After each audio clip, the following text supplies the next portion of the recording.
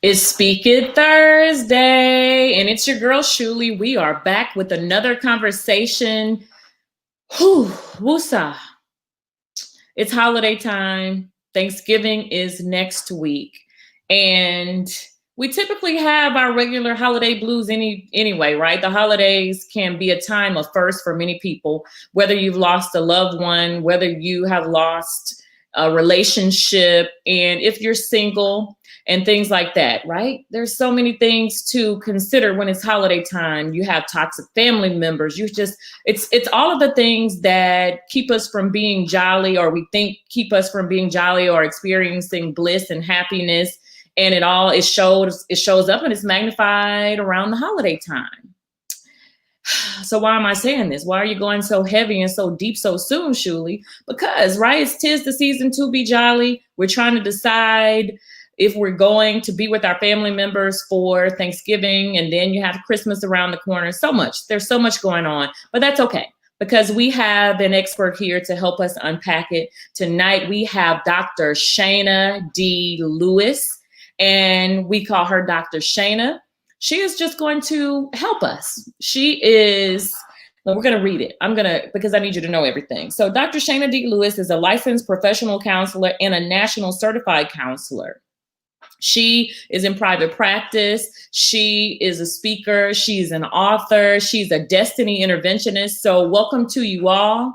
We're getting ready to bring Dr. Shana up. You know how we show our love by liking. You share this. If you're tuning in with us for the first time, welcome. If you are a regular with us, share this on your page, start a watch party, and we're getting ready to jump into it. Hi there, Aquila, and hi, Asan Taylor. Welcome. And here we go.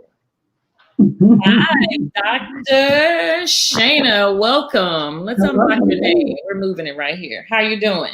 I am awesome. How are you?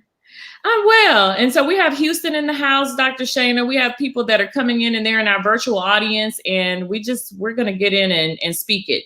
But first of all, I gave them just a little tidbit about you, but you have so much going on. I'm going to ask you this question. I'm a love and basketball fan, so I'm going to ask you, when did you fall in love with mental health? That's a great question. I was always the kid that all my friends would come to me with their problems and tell me. I was always told I was an old soul, if you will. And so being a helper has been in my blood. I mean, it was natural for me to help. And it was really when I was a freshman in college, though. I said when I went to school, I just wanted to be rich. That's what I said. So I went to get a business degree. I figured that's how you get rich, is you get a business degree. But my first semester, I had Psych 101 and literally fell in love with psychology. Knew nothing about it really before that time. And then did my due diligence to find out, what do you do with a degree in this? And I switched my degree. And they told me then, you have to get a master's degree at least if you're going to help in a really big way. And so from then on, just for me, that's how I decided that I would help, through mental health, through speaking, and all the other things that I do. So it was a natural progression for me all the way through college.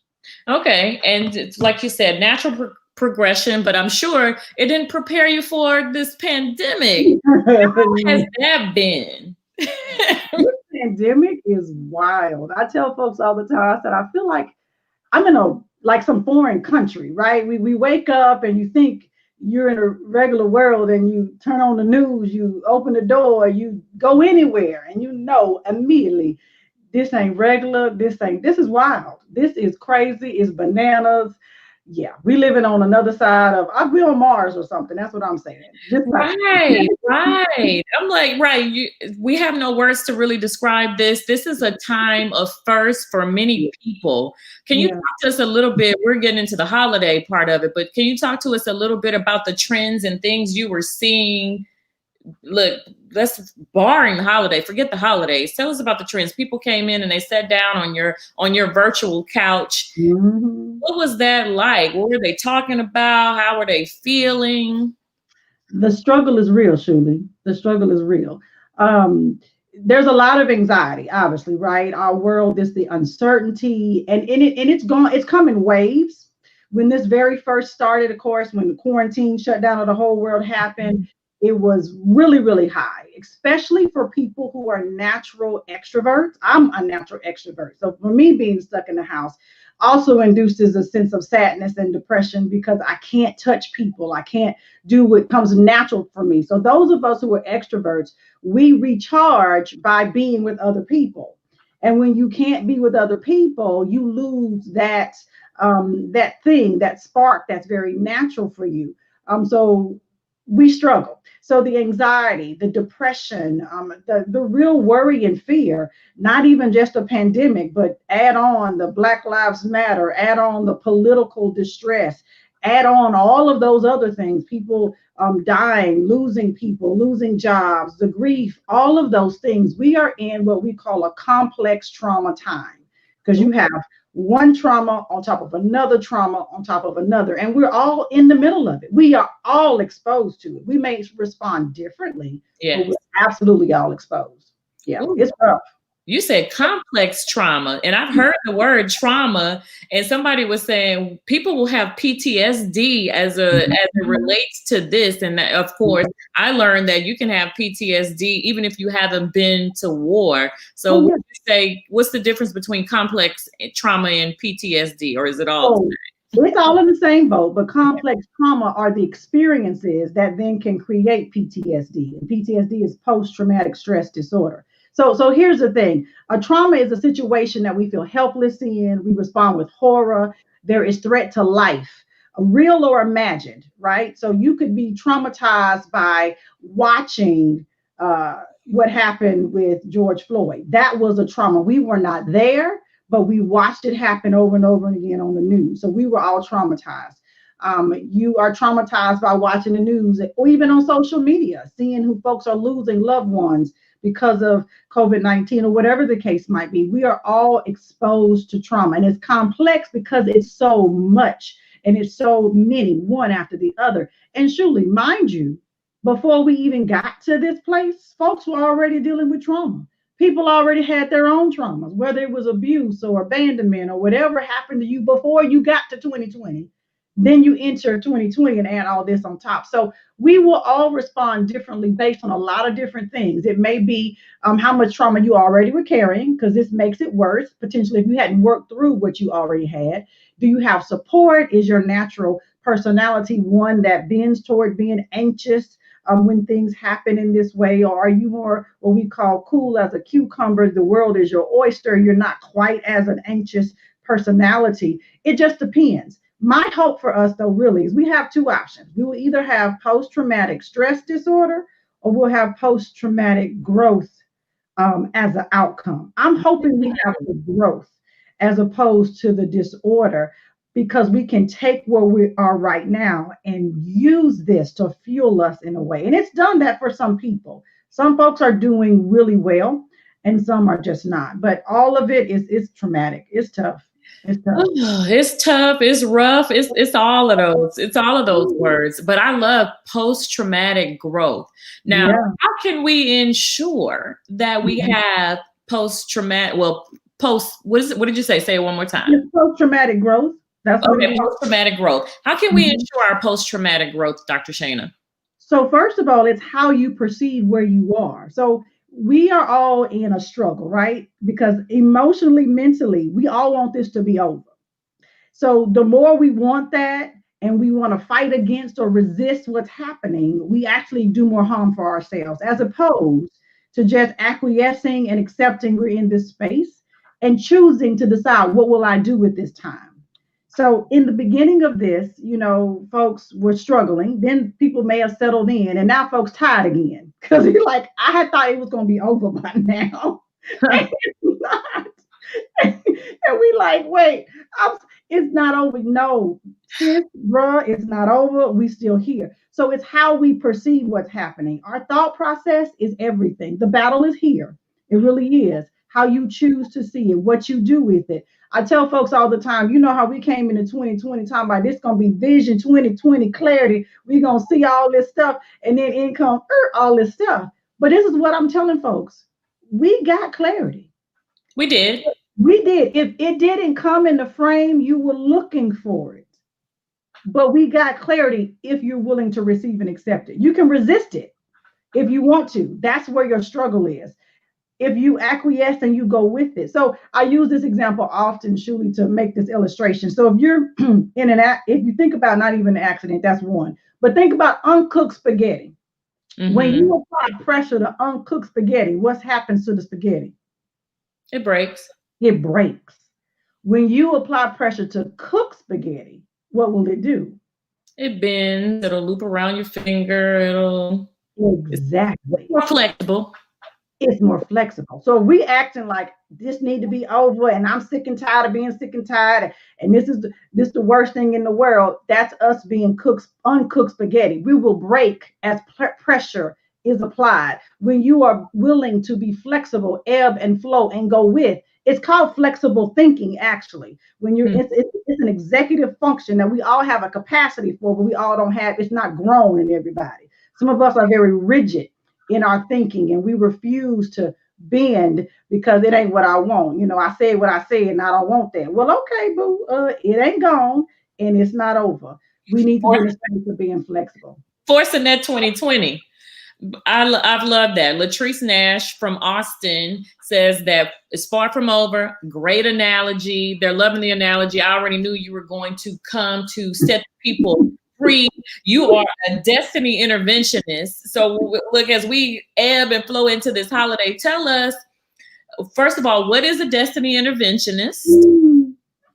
And then secondly, how do we survive the holidays?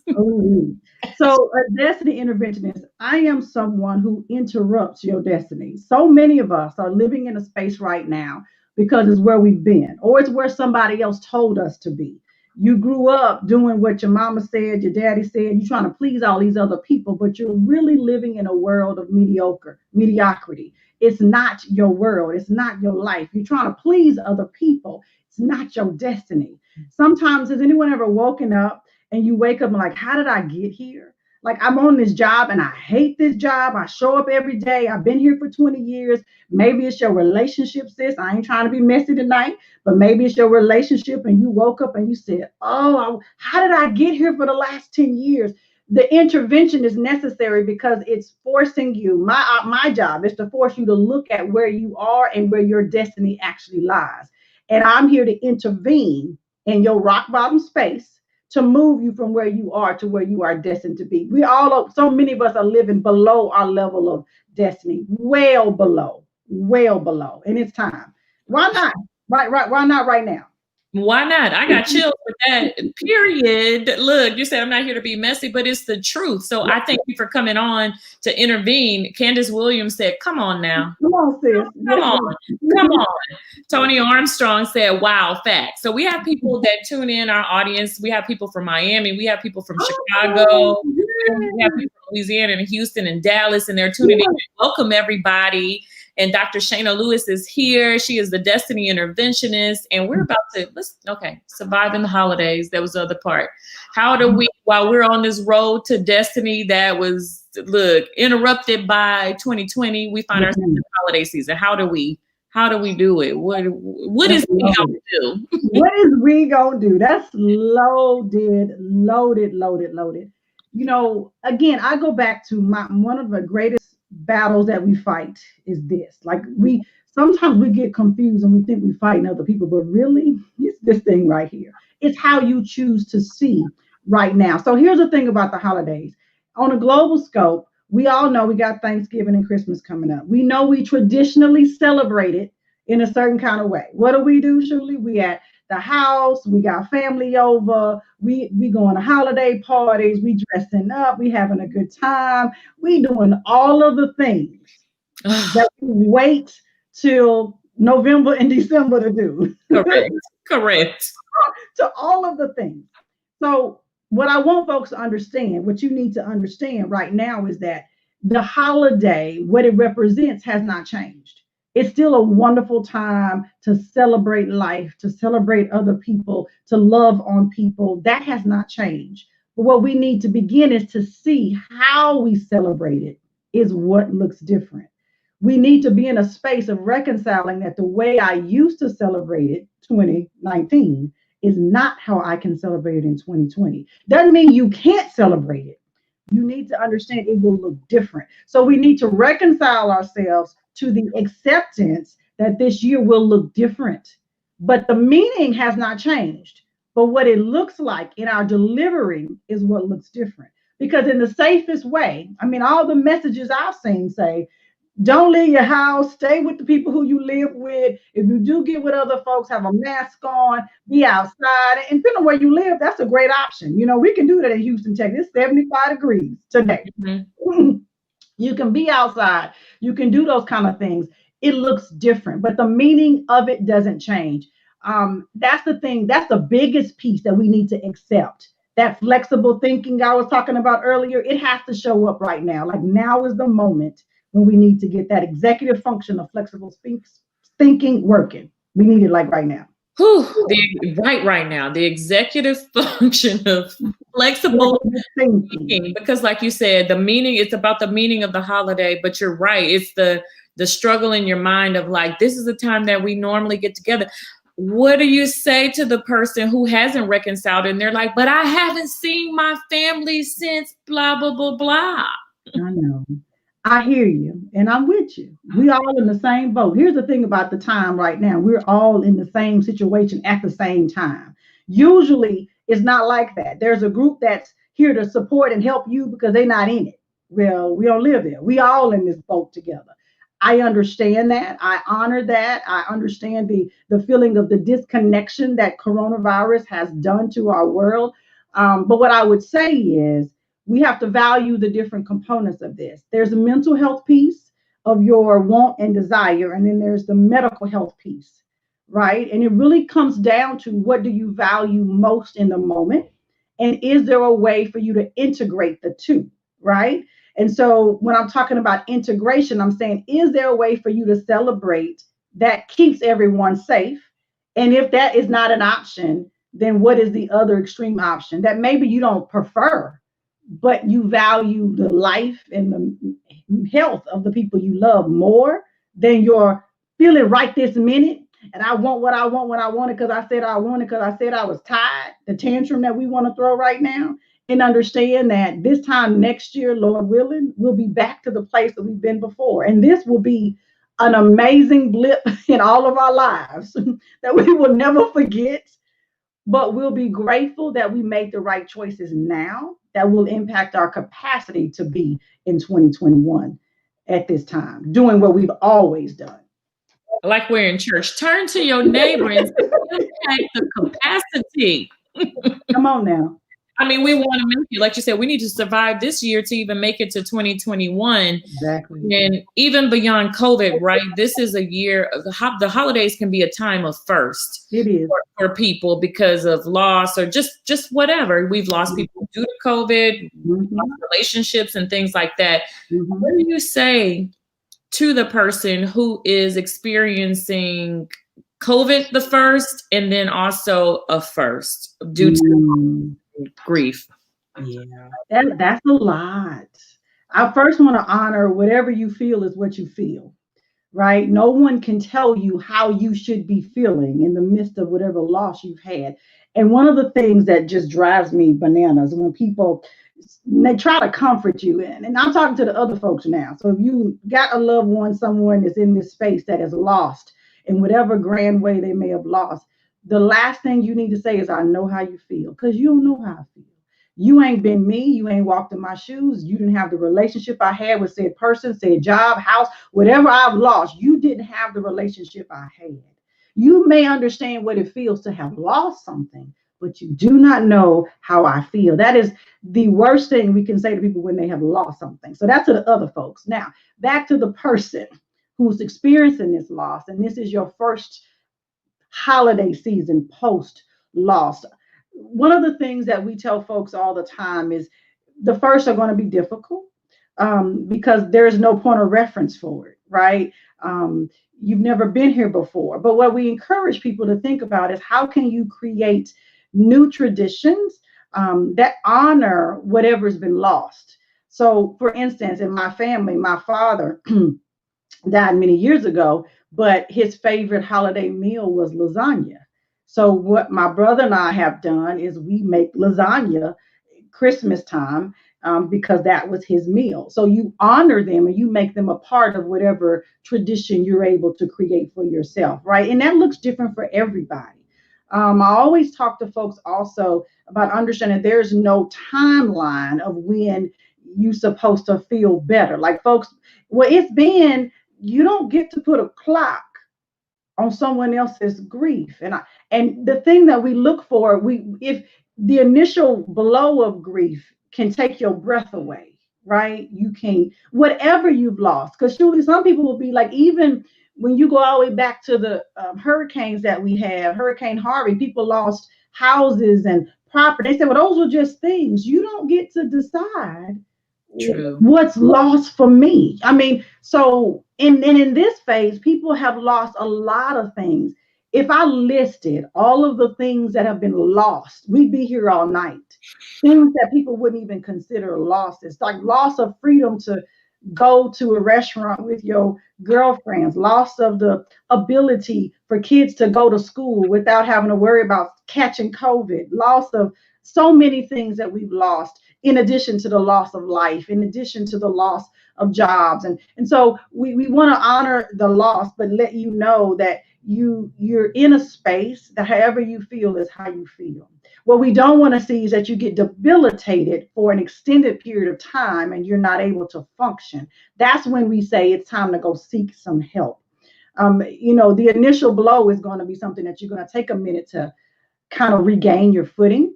But I encourage you to reach out to people that you know, love, and trust, that are there to support you. Initially, a lot of folks, I don't want to be bothered with people. You may need to be alone sometimes, and that's okay too. It is. Honor those feelings. You get to feel how you feel.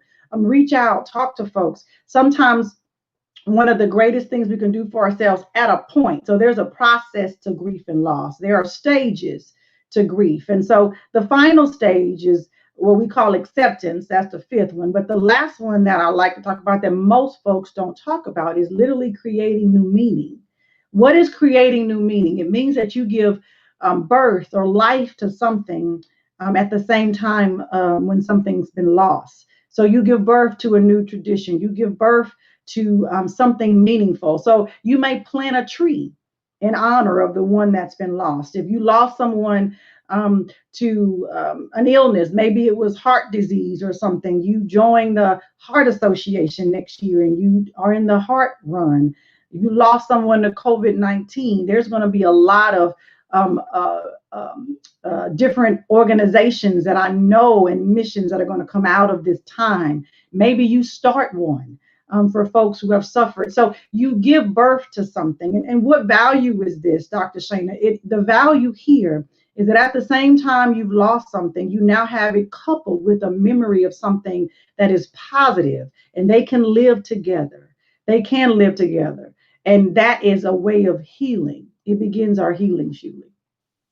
Oh, that is good. Like you said, all of that is just so wonderful. So to birth a new thing and you're coupling that and you're creating these new memories, because that is true, because it's easy to feel like, okay, it's the holidays and so is not here and this is not here. And then I think also too, the population, single people. Yeah. Being single, and it can amplify that. And I can just share my personal experience before I really just got into travel and realized like that was an outlet for me, and it was good to go and to see the world, and it takes you outside of yourself. And also serving has also taken me outside of myself, and like you said, building new things and creating something new, because it's just like the holidays represent family, whatever it represents to you, like you said. And when you don't have that, then you got to deal with the questions. So let's jump into that real quick. Then there's so many things. So you have loss during the holidays, and then you also have family asking you questions about your life. So how do you navigate tough conversations during this holiday period? And so there may be a lot of tough conversations. We were talking off air about if you're single. So when you gonna get married? And where is your man? Where is your woman? And what is your, all these kind of things. And so I'm trying to, okay, so this is one of the things that I believe is very true. You got to teach people how to treat you, first of all. Love people you love, This is the same as people who you don't love. You as an adult have a right to be respected. A lot of times family get those lines blurred because they think they can say anything to you because you my blood and I can no, not really. And I'm not talking about being rude to folks. I'm just saying asserting yourself and saying, you know what, that's not something I really want to talk about. I'm really okay where I am, and I hope you can respect that. This is asserting yourself and asking for what you need in that moment. I'd rather us talk about X, whatever it might be. So if you don't tell people, this is one of the greatest issues we have surely in relationships. We don't tell folks what we don't like. We either are passive about it, and in your head you like, well, they show getting on my nerve, but did you tell them? Or you have an attitude about it, as opposed to being assertive and saying, which is called passive aggressive. I'm giving it's a whole nother therapy lesson in here, y'all. Passive aggressive behavior is when you cop the attitude and you roll your eyes in the back of your head, and but you don't tell anybody how you really feel. And maybe what you need to say is, you know what, I really feel a little offended by the questioning. I really am just glad to be here to have be able to see you and whatever that might be. And I just would rather not talk about it. Say those things. Let people know where you are. And if it's a not okay conversation for you, boundaries. Come on now, sis. That's what it is. We don't have boundaries well enough that we're able to help people understand how to respect them. Part of our problem is I call them, we got walls, well, they're waterfalls and doors. Mm. Waterfalls are the ones you say, well, I'm not going to do this. This is what I'm not saying. Da, da, da. And as soon as they peek their head over, you're like, well, I will this time. Got it. A door, every time you show up, you're going to bang your head on that door because it ain't opening. You don't have the key, boo. You can't get in. And you can try as best you can. But if I say what I say, then I said what I said. And you want to make sure you do not create a boundary that you're not willing to keep, maintain, and back up. I'm just saying. Because when you don't, people don't trust or believe anything you say. So in this holiday season, create the boundaries that make sense for you. That's good. So basically you're saying you can't pull up to the dinner and they start asking you questions. I didn't come here for all this. Don't do that. That's not the way to handle that. Okay. Because now what you've done is you made other people defensive. Okay. And now we got a conflict. So with the different types of communication, you're going to elicit a different type of response from people around you. So when you show up with an attitude, you're going to get that back. That's human nature. We know when somebody got fight in them, let's go. And it's going to be that. Because if you bring the fight, I know they say don't come for me if I ain't sent for you. Correct. But when I show up with an attitude, I'm sending for you. I'm saying that's what I'm doing. And I'm saying, but now you ruined the whole reason why we were 'tis the season, right? We didn't, that ain't what we're supposed to be doing. But when you show up with that respectful, assertive communication, I really feel cornered, or I feel offended, or I really rather not talk about that right now. Can we talk about something else? Right. Evangelia said, I said what I said. And you did say what you say, sis. I got that. And then sometimes you got to mood you in. Yes. I got it. But be prepared for what comes after that. That's all I'm saying. That is true. And then the other part too, just dealing with not even just being single and going into a situation and you're uncomfortable, like you said, and you're not sure really how to handle it and you're anticipating the questions. But then also in real life, you have these family issues that seem to be amplified by the holiday season. So I'm like, COVID might be the time for you to take a break, sis. This is your excuse to not even have to deal with any of it. But can you talk about toxic family and relationships, especially in the Black community? Because, you know, it's that, you know, that one side of the family or the one person in the family that will shut down the whole reunion, the whole party or whatever. And then we have these deeply rooted issues that we feel like, well, we family and we just gonna go. I know I have this issue, but it's the holidays, so we just gonna go. Talk about that. Listen, family relationships. So I'm about to be real messy, and y'all gonna say Dr. Shana messing up the dinner table at Christmas. I'm really not. I'm trying to help the people, because part of our problem is this is where that destiny intervention piece comes in, because we go along because we're thinking it's keeping the peace, or what you allow in your space, you allow. I don't care if they kin to you, they're your neighbor, They work across the desk from you. What you allow, you allow. And so just because people are related to you doesn't mean you have to allow them in your space or your orbit. Hmm. You don't. You have a choice. Because when I'm talking about everybody in the room grown, everybody has an opportunity to choose for themselves. Whatever choice you make, you also choose the consequences. So if you show up in a space and you know the energy is toxic, because energy is exchange, y'all understand that. All of us have walked in a room and you could feel energy in the room. Was it positive or was it negative? And you've also been in a room, entered another person, and the whole room shifts. You could hear a pin drop. Folks get quiet, folks looking funny. You have to protect your energy even more right now than any other time because we're all in a traumatic situation. We don't have the full capacity that we once had emotionally because we're under duress. Do you understand that? So if you walk in a space that's already hostile and you know it's hostile, you're showing up already saying, go ahead and take the rest of what I came here with. And then you're going to be depleted, defeated, and destroyed or depressed when you leave, but you signed up for it when you walked in the door. You can choose to stay at home. And I'm telling folks, you don't owe anybody an explanation about what choices you make because you've grown. And I'm not saying be rude. I made a choice this year, and this is what I'm doing. Y'all enjoy yourselves. Have a great time. And maybe you need to have a conversation later. I'm not saying avoid a problem because I don't believe in avoiding problems. I believe we need to deal with them. But it's not at the holiday dinner. That's not the time. So, but here's the other thing, Shuli. Here's another option. I'm going to give somebody another option. If you want to be at the dinner and you want to be in that space, then perhaps you need to curate that conversation before the holiday so that you get an understanding. If there's one person you have an issue with, perhaps that's an option too. But you need to decide for yourself where you fit and how you want to handle it.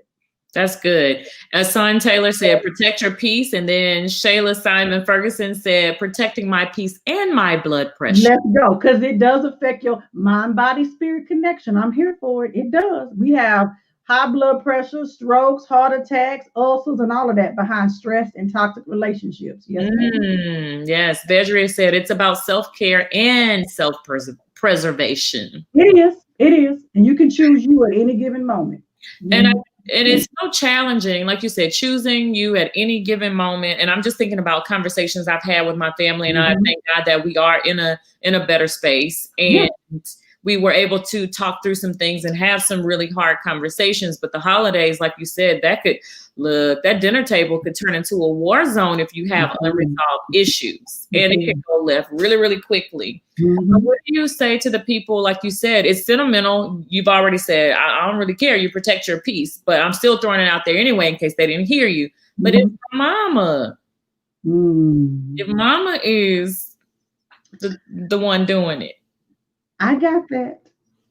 At the end of the day, if you are a grown adult, you are responsible for your emotional well-being, nobody else.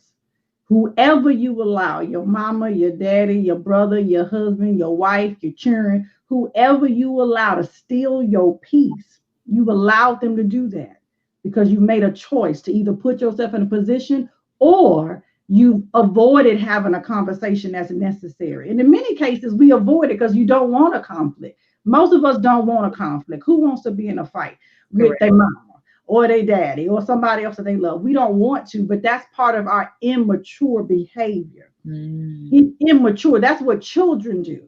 And I'm not trying to call folks kids, but we can be adults acting immaturely by not addressing the problems that we have with people and asking for what you need. And here's the thing, you can set a boundary in that space. So we have the conversation. It's your mama, I love you to death. And I can love you and still not allow you into my space. I have that choice too, because it's my space and it's my energy.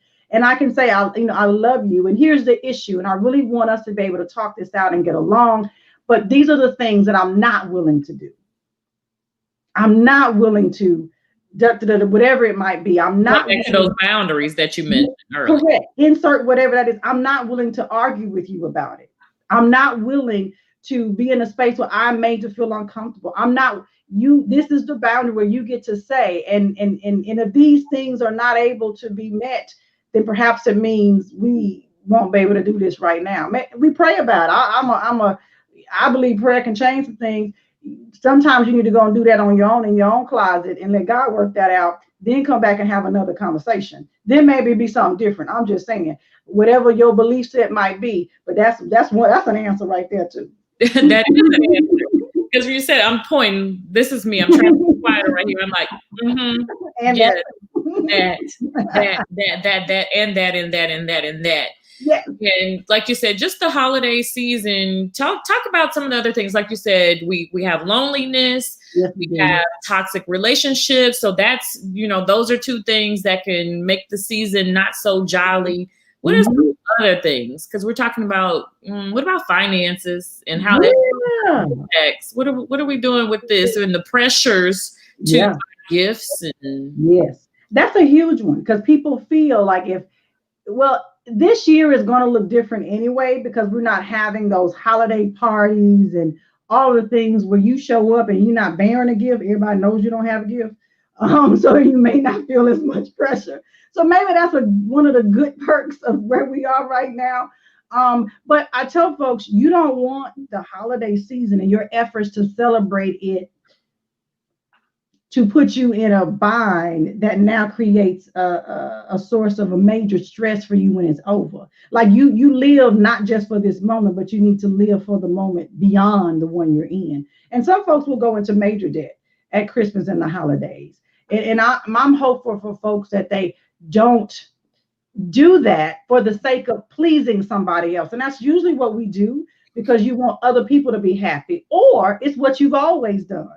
But guess what, boo? COVID-19 happened. Maybe you lost your job this year. You can't do the thing you used to do. Or maybe your job downgraded and you don't work as many hours or whatever the case may be, or you got new medical bills you didn't have.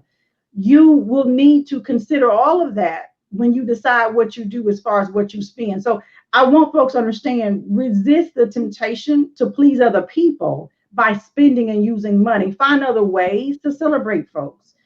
Everything in this world that's valuable doesn't cost money, Shuli. It's so much that we can do for free. A note is amazing. A call, you could send a message, a voice. You could do so many things. You can make cards. You can buy a card and put a beautiful message in it that would melt somebody's heart and make their day. That's what, $1.99. That is true. Compared to breaking your whole bank trying to buy all of these big things and impressing someone. Sis, time out for that. For me, this clarity of 2020 is not about a show. This is real life. This is not a made for television. This ain't the real housewives. This is real life, the life we're living right now. And you need to be real and honest with yourself first. Correct. Be still and know that I'm God. That's the scripture that gave me peace when this thing hit and it came down. And like you say, we're trying to figure out what's going on. Yeah. And that's what's been keeping me going. This is a time for us to really get our priorities together, it lets us know what's important. Yeah, exactly. And all the good things. So if you're tuning in, we're here conversing with Dr. Shana, the interventionist, and it's amazing. We're talking about how to survive the holidays. And if you want to find her, it's drshanadlewis.com. Is that correct? Mm-hmm. In case you need to talk through some things and you need your destiny intervened upon. LB Jenkins says, I refuse to let my peace be disturbed. Come on, LB. I'm with you on that. LB is my partner in conversation. He joins us and we have a good old time. Hi there, LB. What you doing? But so we talked about that. What are some other things that maybe we haven't considered? 'Tis the season to be jolly, but I can't be jolly because. So here's the thing, because I'm depressed. The other piece about this is mental health is real. And in our community, we don't talk enough about it. It's not. So statistically speaking, Black women are the most vulnerable to be depressed in this world. Black women. And with that said, folks wonder, like, how do we get there? We don't have a time for a history lesson today, but no, this goes all the way back long centuries ago. It ain't just happened today. Correct. And so we have a lot of pressure and stressors that we carry as Black women.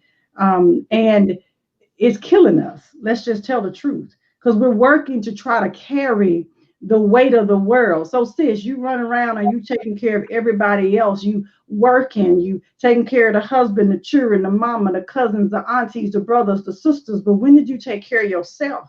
And Mhm. part of the reason why we're so depressed is because we haven't cared for ourselves first. So in this season, this is the end of the year. We done worked all year long. It doesn't slow down for many of us because then now you're trying to figure out how to get the holidays and make everybody happy and please them and all of these things. And your year has just gotten blown up with all the stuff we just talked about. So I'm encouraging my sisters to slow down and identify how are you really doing. If you're feeling depressed, what does that look like? So here are some symptoms of depression, ladies. You might be having difficulty sleeping, or you sleep too much. You may be eating excessively, or you have no appetite. You may have lost interest in doing things that you used to love to do. You just don't care about anything anymore. You might have trouble making decisions. And the worst of it, if when it gets to the worst space, we may even have thoughts about wanting to hurt ourselves and not even wanting to be here. That's the worst of it. And so, what we have to understand is some of us may be feeling some of those things and we try so hard to push through, but everybody doesn't make it to push through. So, what I'm asking women to do right now is encourage you to pay attention to yourself. Listen to your body because it's telling you something. Listen to your emotional self because it's sending you signals. We need to take better care of ourselves. Depression right now is real. It's very, very high. And not just sisters, the brothers do suffer as well too. Black men have mental health issues, and most of my work is with women, but I have had an opportunity over the years to work with many black men in my practice, and the level of trauma that black men hold, oh, and then to watch all the stuff that just happened. I said complex trauma on top of trauma on top of trauma. There's even more. And so our brothers are struggling as well too. You feel the pressure of trying to take care of your family. You feel the pressure of trying to make sure you make all the ends meet, but they done laid you off your job. So now you stressed out. And now you trying to figure out what you're gonna do. And you, my brother, might be depressed. Those same symptoms I just told for my sister, they apply for you too. It could look like irritation, agitation. It could look like anger as well too. It could look like all of those things. But what I'm saying is we need to pay attention, take better care of ourselves. That is one of the greatest things that can happen right now. Some folks, the thing about COVID-19, a major symptom of depression or cause of depression is isolation. We said at the top of this, COVID-19 forced us all into isolation, and we're still isolated. Even if you're not 100% isolated, you are still isolated in from the way you used to connect to people. Okay, so this season, this last however many 8 months we've been in this thing, has been a major setup for depression, even right now for all of us. So we need to make sure we're paying attention and we're caring for ourselves. It's very important. I really want my brothers and my sisters to understand. We need to be talking about this. I'm glad you brought this conversation up, Shuli. It's so important in our community to have conversation around it. The stigma about mental health needs to go away. We need to be able to speak truth to power. The fact that these are real things that are happening. And just because we're not talking about them, don't mean they ain't happening.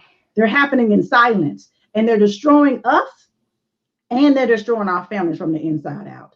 My brother says, thank you for that. Being a man, even a single man, is not all easy. Absolutely, Tony.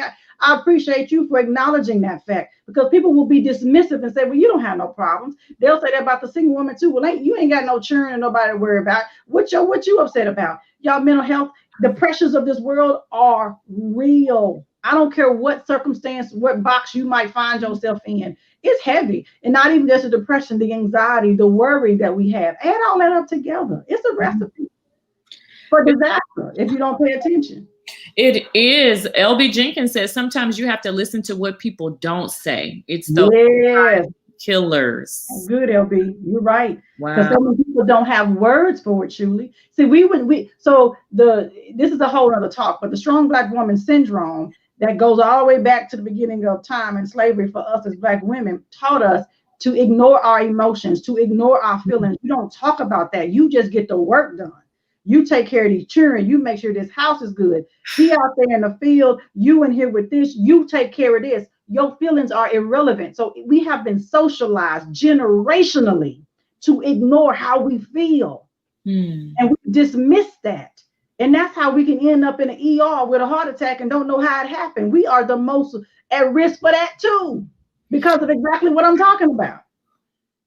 Yeah, we got problems. I'm deep sighing and I'm just listening, and I feel this, Kioka. She said, woo. Woo, yes, And Regina said yes. And as you were saying that, like you said, I just felt it. And check on your strong friends. Please do. That's that. When people started saying that, we cannot take it lightly, that we must, like you said, pay attention to each other and just tap in. Like she said, I mean, Brandon said, even if nobody's saying anything and you notice something about your friend is not right, and you're right.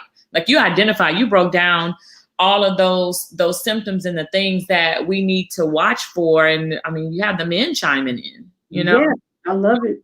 As at an early age to remain quiet. So it's all of this silence, man. Mm-hmm. Silence is not golden.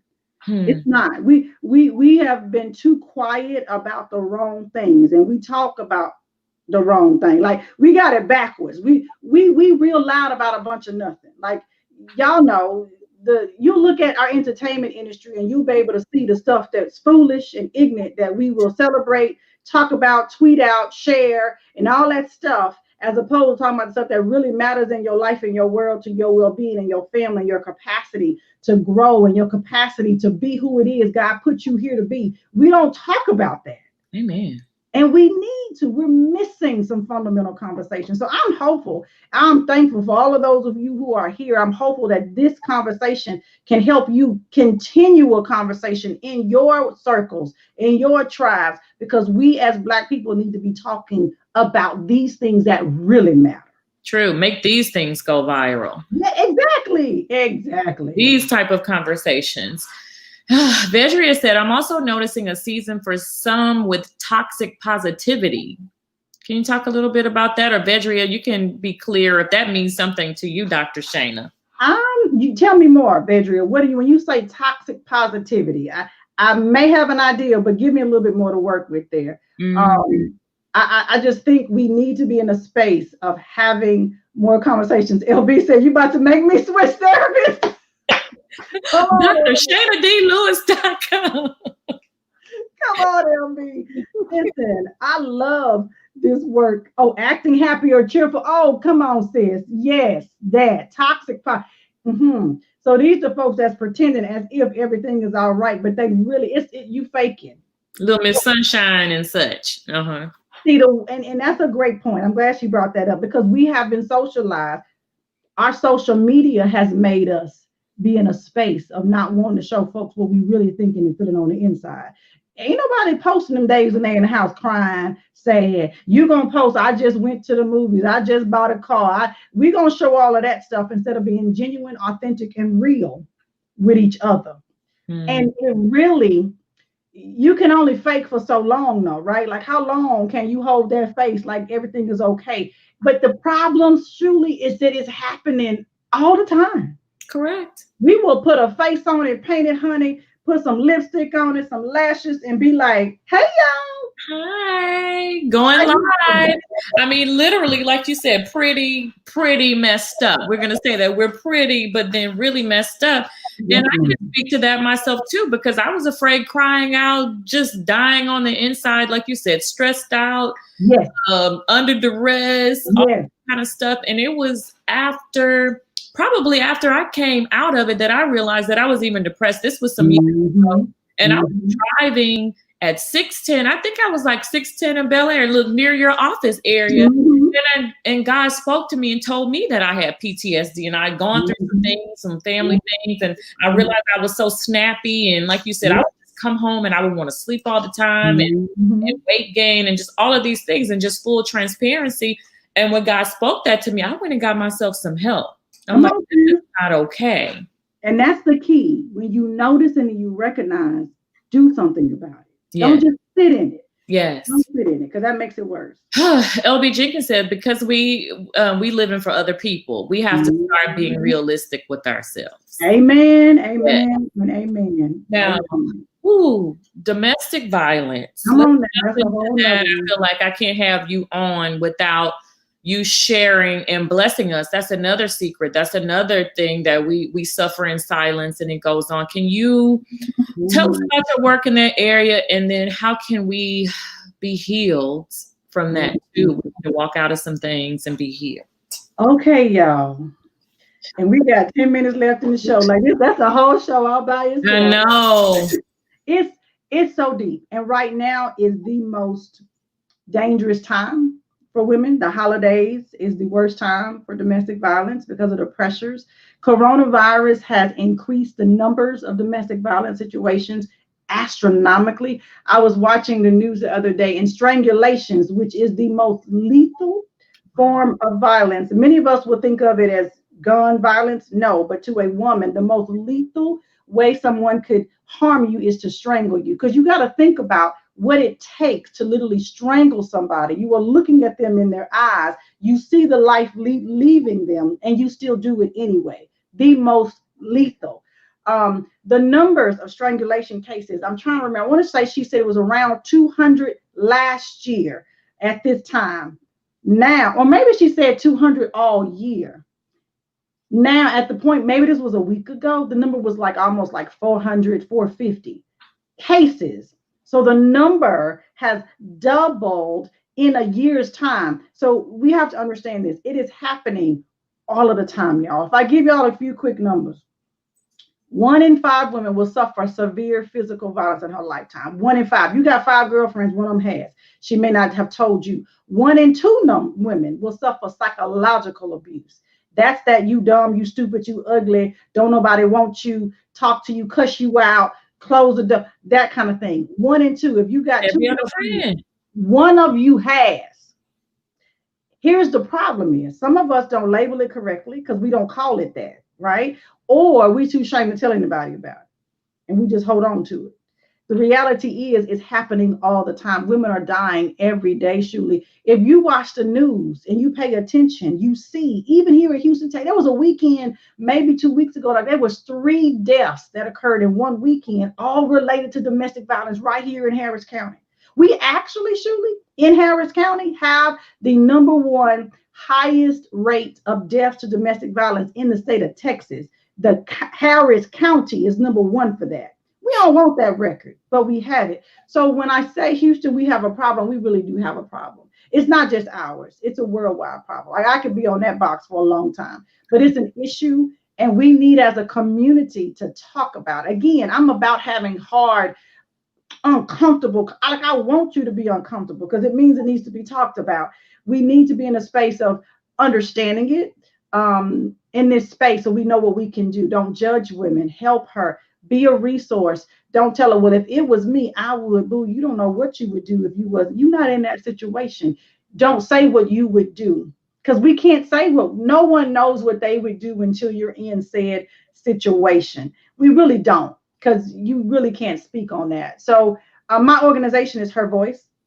And so it's a domestic violence organization, much like Big Brothers Big Sisters, where we support survivors of domestic violence to live healthy lives through mentorship and education. So women who have survived their violent relationships longer than 2 years are able to mentor women who are recently coming out of those relationships. And so if you're in the Houston area and you are a survivor, you've been out more than 2 years and you want to give back, get with me. We need you. If you're a woman who's recently coming out or you're struggling, get with me. We need you too. We want to support you. Wow. You don't have to do it alone. It's a lot of work to be done, and we need to talk about that. That's a big one.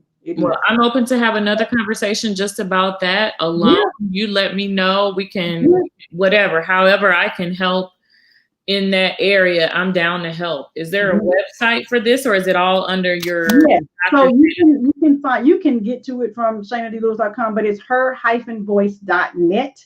Her-voice.net is the website to the nonprofit. But yeah, there's so much work to be done. I'm glad you brought that up. Yes, that's how you can reach us by web. Okay, so her-voice.net, DrShanaDLewis.com.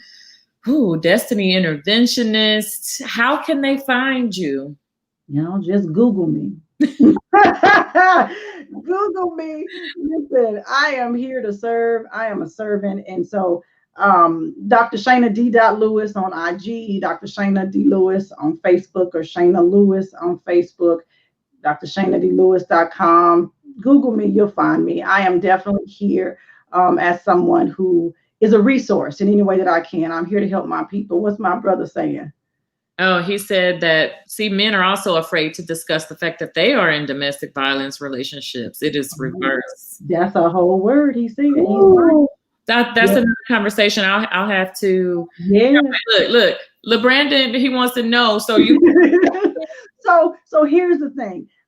My specialty is women and adolescent girls, but I have accepted men in my practice because I just feel moved. I really want to help my brothers too. So I have. If I got fellows who are willing to do work and not be pity patting, like I get down, I call it the white meat work. I don't want to do this. I want let's get on down to the white meat of where we are. I definitely will. My specialty is women, but I definitely have served men in my practice as well.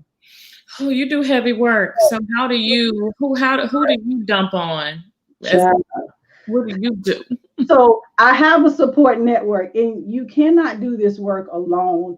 I have, and Dr. Whitaker is one of my greatest friends. And so if I didn't have I have lots of therapy girlfriends, right? And we support each other.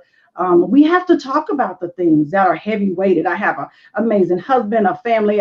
I am big about caring for myself, and I encourage women to do that. I have a whole network of women that I'm working with to do that very same thing in the Your Extraordinary Life network. And I'm one of those folks. I don't want to be a hypocrite, Shuli.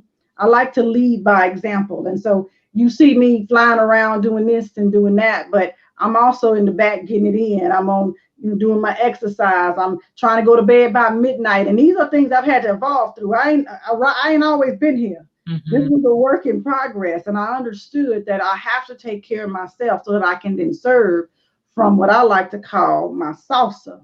Mm-hmm. I don't want to serve y'all from my cup. The cup is for me. I want to serve you from my salsa. So I have to do my work. I have to feel myself. And I do that in those ways of connecting to people in my world who support me so well. So without them, it's not even possible. And I'm a child of God, baby. I'll be in that war room and we get down. I got to get down with the get down. And you said that the saucer. So to me, that means your cup runneth over. That's that beautiful. And yes, ma'am. Yeah. Asan Taylor says, I struggle in the self-care area. I feel I always have to do for others first, like you talked about earlier. It's what that strong Black woman. He say, listen, y'all take insurance. Amen, LB. Listen. I actually only take one insurance, which is Aetna. Aetna insurance is the only insurance I take. Actually, my brother, he is serious about it. I got you. Love it. Come on, Black man. Look, bring a friend. Black man, bring a friend. Bring your friends with you. So, as we get ready to get out of here, you have blessed us tonight, and I knew you would, and I felt like you were the perfect person to have this conversation. Give us a nugget. Give us something that we can ride through these holidays and stay strong and keep our bliss. Well, let me say this first. Before we get into the holiday, I want all of you ladies to go right now to www.yourextraordinarylifesummit.com. This is the summit. When I tell you, oh my God, I have pulled together some of the most amazing women. And this summit is happening next week, Monday, Tuesday, Wednesday, 7 to 9 p.m. Central Standard Time. You can watch it on your phone, on your tablet, on your computer. Baby, you want to be there. Okay, is that correct? Your extraordinarylifesummit.com. Yes, it's a free summit. Register for it. I'm going to set us up for the holidays. That is my gift to all of us because we need it. I brought some specialists from mind, body, and spirit aspects. Babe, they cold-blooded. I'm telling you, they're going to get you right. So do that first. Okay. And that's going to set you up for the holidays to help you understand how to take care of yourself. Okay. That's the good piece. Okay, so now here's the word that I want you to just take with you. Just take this with you, tuck this away. Somebody write this down somewhere. If you don't hear anything else that I say to you this evening, I want you to understand this. You right now have everything already inside of you to be who you want to be, to go where you want to go, and do what it is that you want to do. You don't have to transform into what somebody else wants for you. You are sufficient just like you are. The only thing that we are required to do is our work. I'm encouraging you to do your work and give away what doesn't belong to you. So many of us are trying to carry everybody else's bags. Are you the bag lady? Put the bags down, sis. Own what's yours.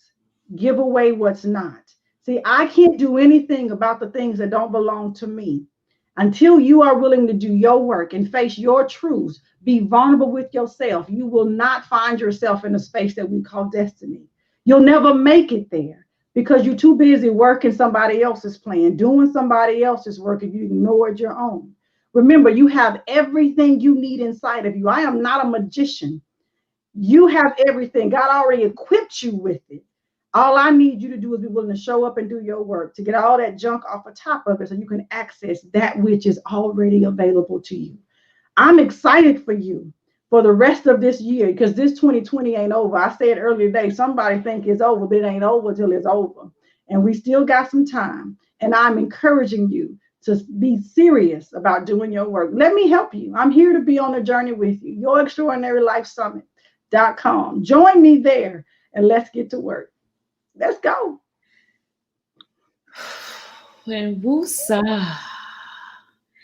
I thank you for this moment and this powerful conversation. To all those who are tuned in, like she said, make this conversation go viral. Come on, let's do it. Yes, tune in to the summit. All the links are already in the comments. Share this conversation. Encourage your friends to share this conversation. Tune in to YourExtraordinaryLifeSummit.com. Go ahead and get the blessing so that you can be healed, be strong, and make it through this year in a solid place and prepare yourself. And like you said, our destiny has been interrupted.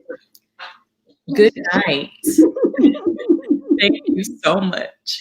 You're welcome. Night night.